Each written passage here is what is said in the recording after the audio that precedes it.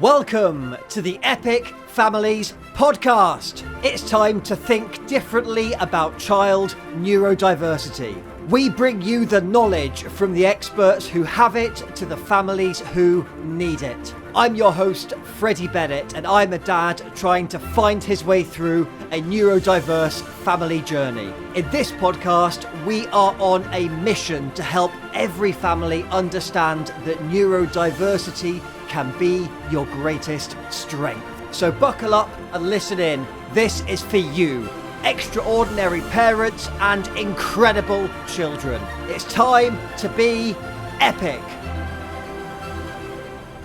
Welcome to episode 1 of the Epic Families Podcast. This is where we help families to think differently about neurodiversity. And to get us started off, folks, I have got a real treat for you. Who else would we have on the show but Dr. Sarah Moll, Consultant Paediatrician at Tauranga Hospital in New Zealand and co-founder of Bay Paediatrics. Sarah, welcome to the Epic Families Podcast. Thank you. Yeah, this is very exciting. This is very exciting indeed. And I know, Sarah, you are more used to helping children and families rather than coming on to podcasts, but we had to get you on the show to kick us off for the first episode.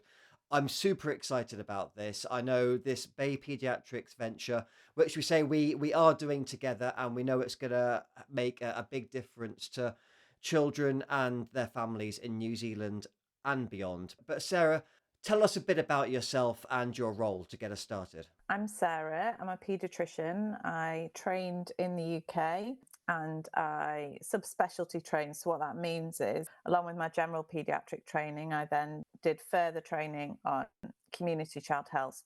And that's kind of the autism, ADHD, developmental assessments. And then we as a family moved to New Zealand after the COVID lockdown, and we made the move, which was just for a year, but we have decided to stay, and now I'd say class this as our home. So I work at Tauranga Hospital as a paediatric consultant. I do the acute on-calls, and I also then have clinics regularly where I see children with developmental difficulties, including neurodiversity. And I guess one of the problems in the hospital system is those obvious wait times, with children waiting a really long time. And how do we prioritise children? How do we keep those children with the development difficulties at the forefront, which is really difficult when children obviously present with other acute problems, such as, an appendicitis, say, or a headache, or meningitis. So neurodiverse children, unfortunately, they just fall further and further down on our waiting list. So as a bit of a new venture, we've started Bay Paediatrics to kind of have neurodiversity at the top of the list now. And alongside it, I guess the hope is that we can reach more families, and that's where this podcast comes in. You're totally right. It is about trying to help as many families as possible. And what we want to do with this podcast is to really give as much practical advice and guidance as we can to help every family, because correct me if I'm wrong, but we can say, can't we, that if it's managed in the right way, that neurodiversity for a child can be like a superpower. Is that right? It is a superpower if we get it right. The problem is we often don't get it right, and those children go under the radar and kind of get lost in the classroom, or worse still, get kicked out of the classroom and aren't able to attend school anymore. So yeah, if we can get it right and keep them at school and make school actually a good place for them to be, then yeah, we can definitely get that superpower.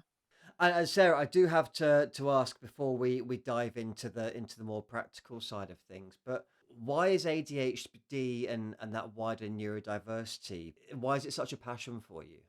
I have always been a little bit attached to the children that I see with the neurodiversity, wanting to make their lives a bit better. And when you do, it's pretty amazing. And I know obviously every family is unique and every family is different, but would you be able to potentially paint us a bit of a picture at a high level of what family life may be like with a child who has something like ADHD undiagnosed, and then what life can be like after they get the right diagnosis and treatment? When we look at ADHD, I guess one of the things that I think is really important is that we don't just isolate ADHD. So there may be other factors that come into the mix. And sometimes people think they've got ADHD when it may actually be something else. There may be a trauma that's happened in the background. Has the child's behavior changed because of a result of that? Or there may have been anxiety for things, and that's showing itself as sort of ADHD symptoms. So there's lots of things that can be there as well as or instead of ADHD. One of my other passions is actually sleep. And if a child is not sleeping well and waking through the night, and we've definitely been through that and still do have difficulties with both of our children with sleep, that's a nightmare. And that the way that children that are sleep deprived can present can be very similar to ADHD.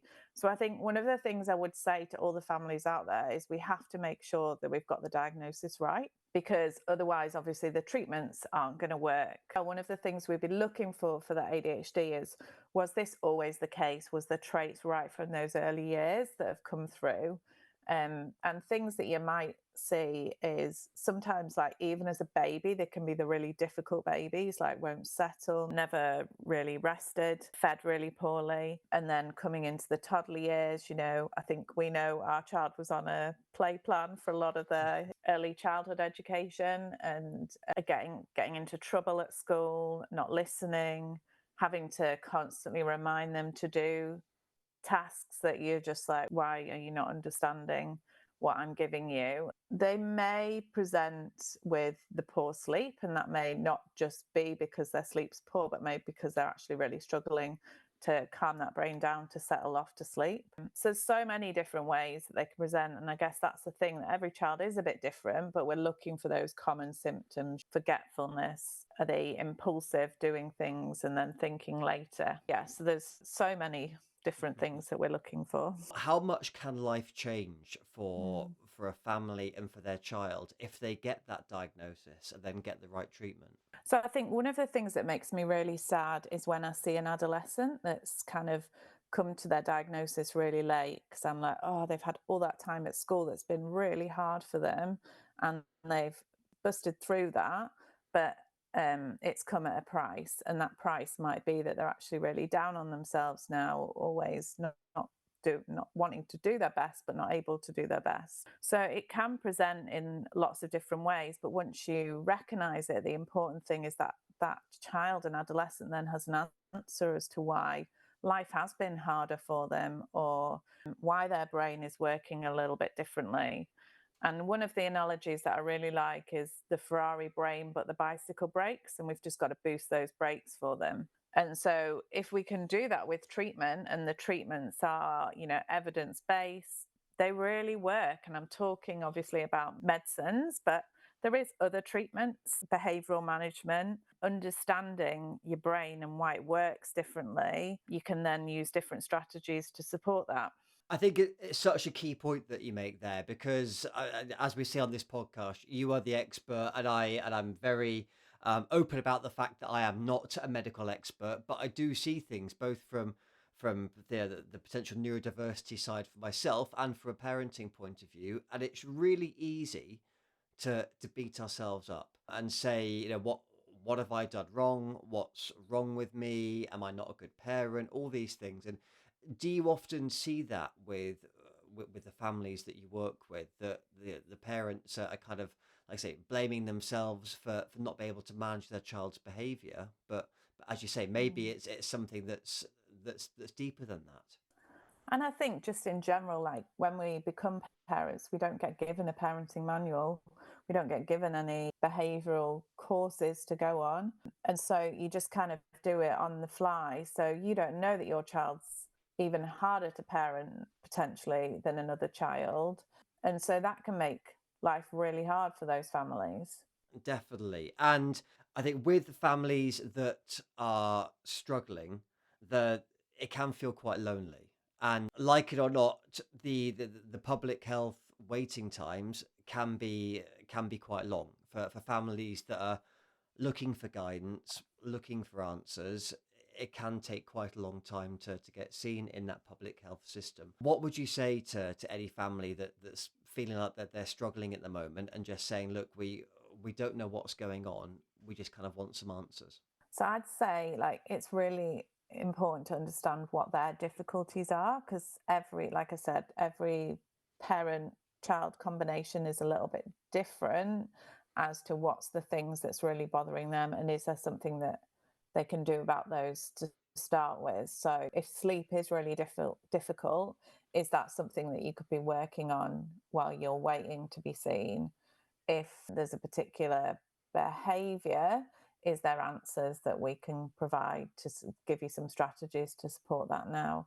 I think something that's really key to remember with ADHD is that things happen in the moment for a child with ADHD. You know, there's no point giving consequences the next day or at a later period, because that's gone. The time has been lost. So you've got to really manage things right then and there. The other thing is as well, just that recognition that when we're frustrated, sometimes it's hard to, but there's a theory called like flipping your lid. And if one of you, parent or child, has flipped the lid, there's no point continuing. Like, you just need to have some time out and take a step back and breathe. Can I just check, with me not being a technical expert, can I just check, flipping your lid, is that quite similar to losing your shit? Is that a fairly sort of similar approach? That's good to know, definitely. And I want just to go back to what you said then, Sarah. So in terms of what you were saying around, you know, actually making that intervention in the moment, if, say, my child does something and I didn't feel like it was right, it wouldn't work if I then went and spoke to them the next day and said, oh, do you remember that thing that you did last night? That was wrong because of X, Y, and Z, and now I'm going to punish you, and so on and so on. Is it right in saying that it has to be in the moment? Yeah, very much so. And I think that's the case. I guess you have to remember that if something happens at school and then later we're trying to have conversations with children about it, they've dealt with it and moved on most of the time. So we just need to keep that in our mind. So from that, Sarah, am I right in thinking that with ADHD, a child is very much just focused in that moment? Looking at it from that parental point of view, sometimes I have those moments when I feel like we just can't get through to the kids. Nothing I say is going in. Then it all just goes to shit, doesn't it? Because then, you know, we start shouting and they start shouting, and you kind of, you know, it's going nowhere. But then being a stubborn adult, we're like, I need to have the last word. I need to have the last word. Like, what do we do in those situations when it just kind of, we know it's all falling apart around us, but we also want to sort of try and do the right thing and help our children? And I guess that shows the power of neurodiversity in the generations. So quite often when we see ADHD in a child, it does often run in the family. So you've got another parent that may also have ADHD, which can make that parenting easier and harder in a way, because you're seeing similarities with how you behave. But then when you're both behaving the same, that can be really challenging, kind of both fighting to get that last word in. I know that very well. And I think that's actually a really important point to cover as well, because the story from our point of view, I think, is quite similar for many families. When you start to kind of notice a few things about your child, and then, so I know from my point of view, I was looking at the signs and symptoms of ADHD and thinking, hang on, this starts to sound quite familiar. And then we look at our own behaviors. As a parent in the non-medical side of things, I was kind of like beating myself up about it and thinking like, oh, is this all my fault? But are you saying that it's actually quite common for a child to be neurodiverse, and then also to have at least one parent who's neurodiverse as well? Yeah. And I guess that's the thing as well. Like, neurodiversity is a spectrum, you know, it's like a rainbow. And we're all on there somewhere. It's very rare for someone not to have any neurodiverse traits, we often refer to them as. It's just, do you have enough to meet the threshold for a diagnosis? And also, I have to ask about the medical and medicine side of things, because again, coming at this from a parent, looking at our children and thinking, okay, there's some neurodiversity traits here. I know I personally wanted to make sure that they had the right support, the right everything they could to help them be their best and be their happiest and thrive and so on. I think as an everyday parent, there is a bit of a worry about, I don't want to to be medicating my child and having them taking pills for the rest of their life. What is kind of like the right medical view on that? Because surely we can't give everyone pills, but obviously the medicine has such a powerful impact as well. And what would you say to a parent who's just a bit confused about the whole medication side of things? I mean, I generally find parents come in one of three camps, really. Either they've heard about medication and they've waited a really long time for the assessment, thinking that their child's had ADHD, and when that's confirmed, they are at their wits' end and want to try medication. Or on the other hand, they have been managing and they've found strategies that are working, or they just have really bad views on medication and absolutely do not want their child medicated. And there is other options, like I've said, like the behavioural management strategies, but kind of the best package is the medicine alongside, like gives you a window to put those behavioural strategies in place. And then the third group are those families whereby they're really not sure and they're obviously a little bit worried about putting their child on medicines. And, the first line medication in New Zealand and internationally is stimulant medication. There is a stigma there because we know that some people do abuse stimulant medications. But I guess my argument for that would be, well, what if we don't do? Because if we're at that point that you're coming because things are really that bad that we're even considering medication, then what if we don't do that? Because we know from evidence that particularly in adolescent years, for adolescents that have ADHD or adults that have ADHD, they find something else because what they're looking for is that kind of dopamine hit for the brain. It's so individualized where families are, but there is some common camps. I guess I just ask that people have an open mind and look to understand actually how the medicines work, how their child's brain works, and then see what they think and do they think this could be a right match. And another thought is you don't know until you try something, and then you can see if it's a right mix for your child or not. Absolutely, I love that, and I think you make such a powerful point that medication is one very effective approach to addressing conditions like ADHD, but it is one of many, and it doesn't have to be as binary as parents like myself thought, where it has to be, medication forever or not medication forever. It sounds like, as you say, just as neurodiversity is a spectrum, also the treatment is a wide spectrum as well. And on that, so I have to ask as well, because I know it's one question that comes up in a lot of parents' minds when it comes to talking to a child about potential ADHD. This may be in a number of areas, such as, let's say the school has addressed concerns, or if a child is saying, "What's wrong with me?" Or if you're taking a child to go and see a doctor to have an ADHD assessment, for example. What would your view be on how much do you explain to a child about it? Do you explain to a child about it? What do you say? As a parent, how do you communicate things like ADHD to a child? I mean, I'm very much that I feel we should be honest with children because I think children are always cleverer than we give them credit for. And if you don't tell them things, they know that there's something that you are either talking about when you think they're not hearing or they are just hearing it.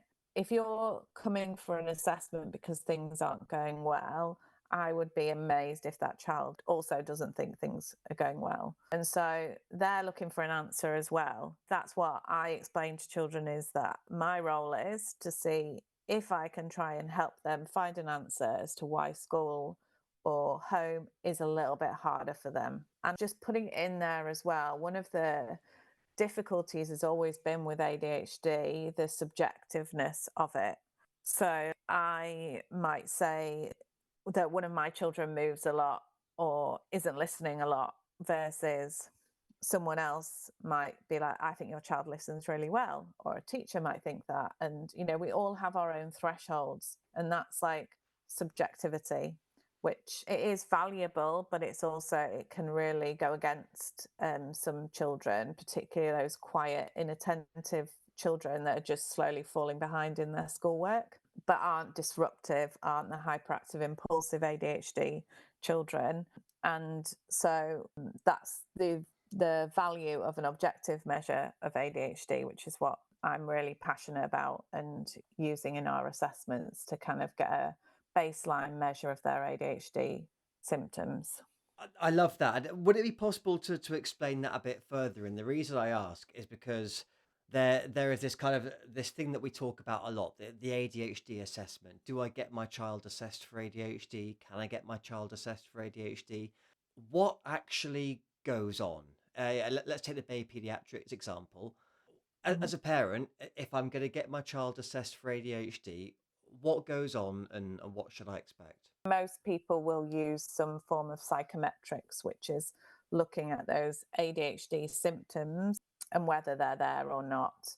A lot of these are kind of screening tools. So it's like to look, is there enough? And that's what you want to know. Like, is there enough ADHD there to progress with an assessment or not? 'Cause you don't want to waste your time as a family of going through an ADHD assessment if it's not a likely outcome.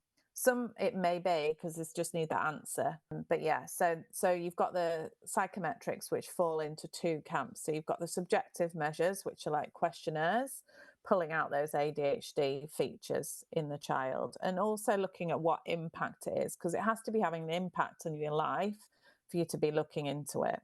Because if it's not causing you any problem, that's cool. Doesn't need to be looked at.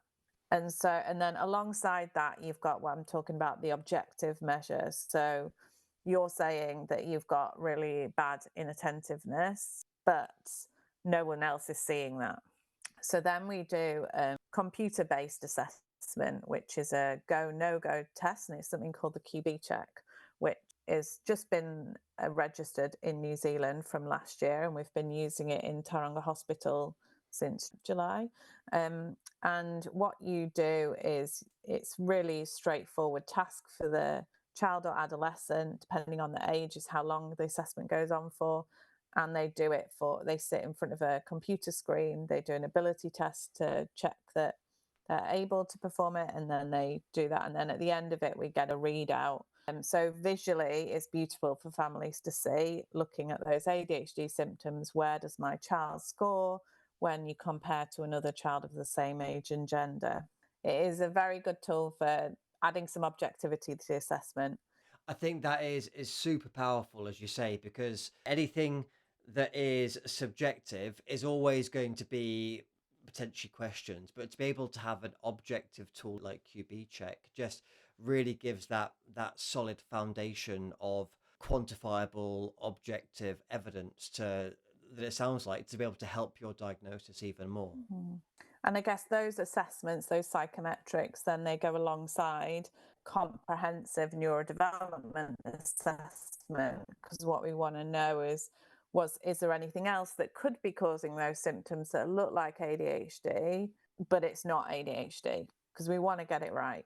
And we want to get it right first time, so that's the aim, is that you look for everything and then you pull out what is causing this child's difficulties. Why has this family come? What is the answer that they are struggling to find? I love that. I think you make a really powerful point that ADHD is something that a lot of people talk about, a lot of people know about, and we see it in the media a lot, but there could be so many other things going on. And as I understand it, a diagnosis of anything on the neurodiversity spectrum can stay with a child and their family for the rest of their lives. So I think, as you say, it sounds like that clarity and potentially confidence in what the future looks like in a diagnosis can make a real difference for a family.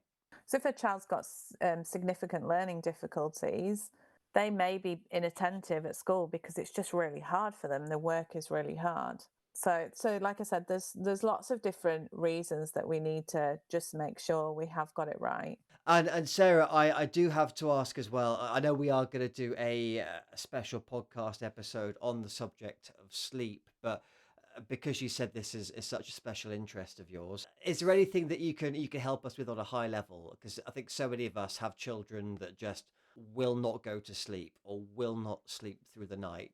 Are there any kind of like basic changes that any of us could make to try and get a bit of a better night's sleep? One of the big things that no one's going to like, but screens have really crept into the modern world.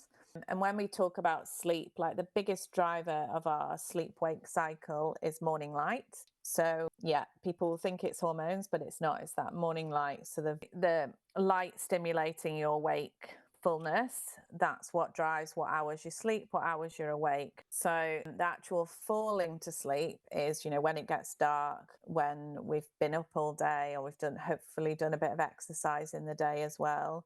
Not too close to bedtime, but yeah, at some point during the day. Then we get tired, and then our melatonin hormone rises, and that's kind of what we're looking to help send us off to sleep. Now, when you watch a screen, you just break down that melatonin.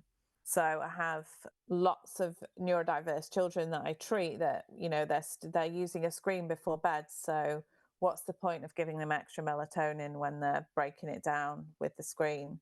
So I would say one of the biggest things is just looking at sleep hygiene, trying to keep the period for going off to sleep as good as you can get it. So no screens for an hour before bed.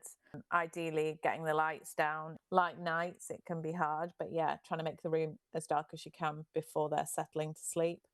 And doing something that can tire them out and use hand-eye coordination. So Lego's always good, or a board game before they go off to sleep, with a little note there that for ADHD competitiveness, where people like to win and losing can cause a big issue, a game may not be the best thing to do just before you're trying to settle to sleep. But yeah, having a bath or a shower, that can help settle you to sleep. I have to ask on that because I did not realize that. So what I say with neurodiverse children, when meltdowns are happening, when a game of Monopoly is lost, and that game of Monopoly is then thrown across the room by the losing child, do you see that then with ADHD, that real competitive streak? Yeah. And I guess it also goes the other way, in that then if you're not going to be good at something, you won't even have a go at it. That's really interesting. I think we see that with the neurodiverse children, and I've seen that myself as well. Is it the case where if you don't care about something, you're not going to give it any attention, but if you're passionate about it, then you give it lots and lots of attention. And I know we've said with our son, I was like, how could he have ADHD? Because he will spend hours and hours building Lego. But is that because he could have that hyper focus on the things that he does enjoy? Yeah, so you can be hyper focused on things of interest, but then struggle for the things that you're not interested in, which is where I think that like superpower of ADHD comes from. Because if you look at some of, the best entrepreneurs in the world, most of them have got ADHD, but they've just found that gift for the thing that they really enjoy doing. But, for children, we need to get them through school to get to do that gift. Absolutely. And I think that's why I'm always in awe of the work that you do with Bay Paediatrics and everything you've done in the public health system as well. You do create little mini superheroes through helping them to not only recognize neurodiversity and things like ADHD, but also to treat it and go forward as well. Sarah, I know we're coming to the end of this podcast now. Are there any final tips that you've got for parents who may just be struggling and thinking like, where do we go? What do? We can't carry on like this. I just hope that parents find somewhere to go to get the answer that they want. It might not be ADHD, but they may find another answer as to how can they, as a family, support their child. Sarah, thank you so much. I've loved the insights that you've shared in this conversation. As we bring this first episode of the Epic Families podcast to a close, I do now have to tell you about the final secret question. Now, as we say, this is all about neurodiverse families, and we have a neurodiverse family. So the new tradition that I've just invented here on the Epic Families podcast is to have the final question come from our neurodiverse son. So, and I don't even know what this question is myself. So, Sarah, the neurodiversity question for you is: would you rather go to the bottom of the Mariana Trench, or visit the top of Mount Everest. So I'll say that again. Would you rather go to the bottom of the Mariana Trench, which I believe is the deepest part of the ocean, or visit the top of Mount Everest? I'm so glad you explained what that meant. I would not like to go to the bottom of the ocean because I think I have been told by our child that has got some pretty good G-force. So I'll go for the top of Mount Everest. Sounds like a plan. I think I'll agree with you there. I think we say G-force. I think it's like water pressure or something.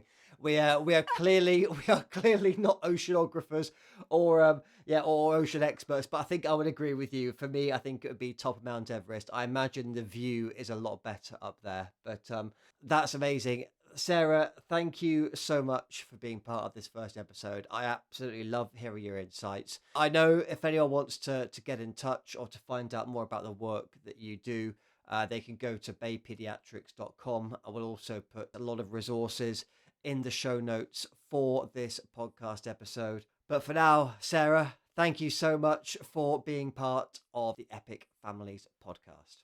Thanks very much.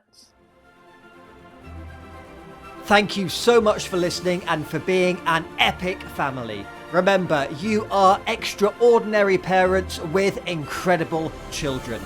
If you've enjoyed this podcast, please give us a 5-star review and share it with the world. Until next time, I've been Freddie Bennett, you have been epic, and I'll see you on the other side.